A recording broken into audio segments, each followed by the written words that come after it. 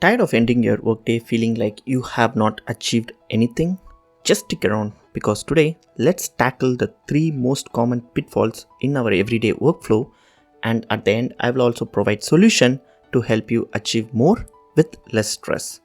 3 years ago, I switched to work from home, a change many of us welcomed during the pandemic despite the reduced face-to-face interactions. Initially, I was really excited about finally achieving that ideal work-life balance.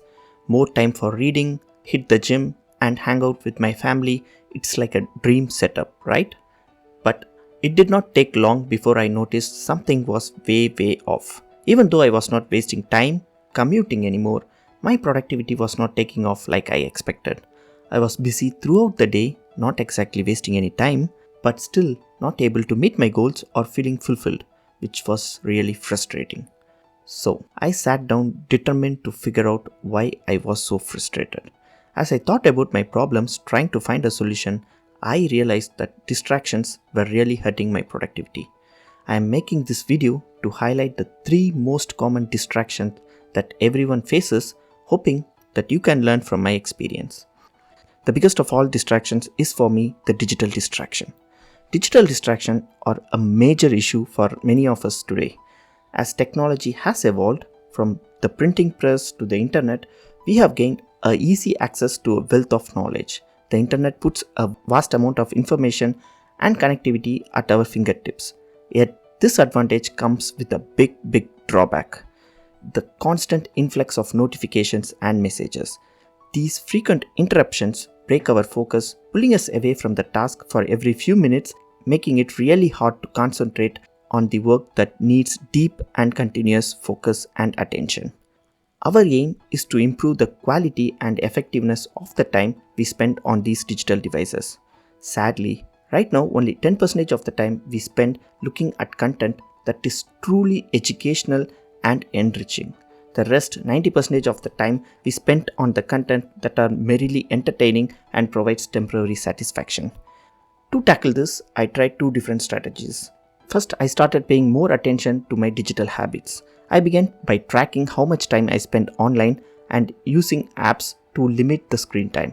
This helped me recognize patterns that led to pointless browsing or wasted time. The second strategy I used was to carefully choose the content I engage with.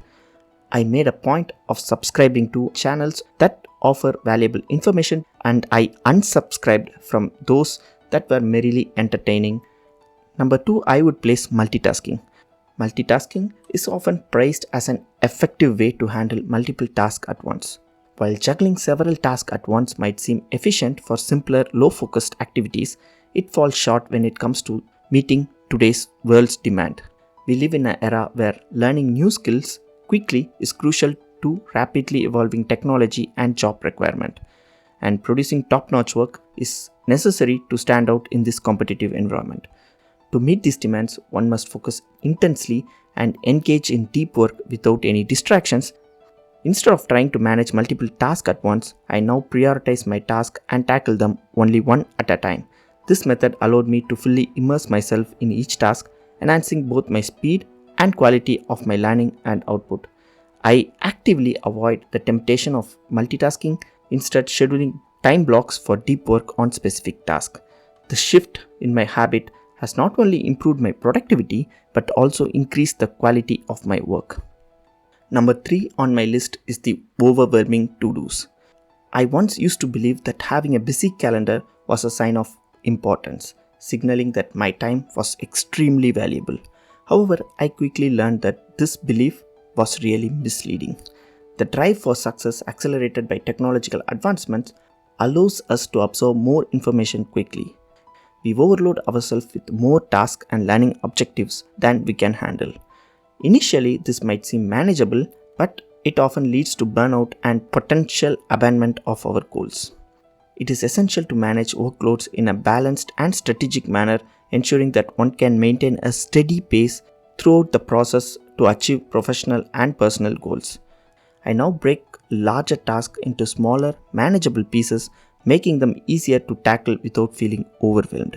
I also started setting realistic time estimates for each task and ensured that I take sufficient breaks between tasks to recharge myself. Additionally, I have also learned to cultivate the ability to say no, which is very difficult, to tasks that do not align with my personal and professional growth.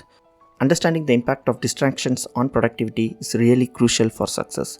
To manage time effectively and minimize distraction, a systematic approach is really necessary.